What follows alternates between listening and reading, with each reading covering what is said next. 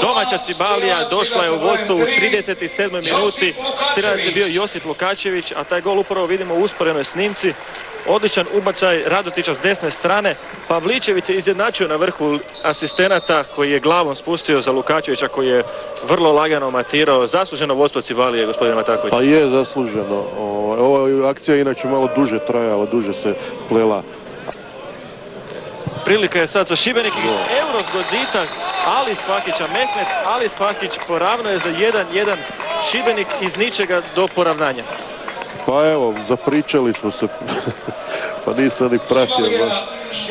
Ali ima vremena još. Ima vremena, polako stižemo ostale terene. Malo je nezgodan trenutak, kraj poluvremena. Ali... Tako je, evo vidjet ćemo još jedan put usporeno. Ali Spahić sa 18 metara, Burčak. Spiderman nije mogao ništa kod ovog zgoditka. Nije, očito je bio precizan udarac. Fenomenalan udarac. Ali Spahića polagalac, Željko Malčić, njegov 8. gol ove sezone, ali što je bitnije 20. gol od kada je igrao u prvoj Hrvatskoj nogometnoj ligi, došao do tog malog jubileja.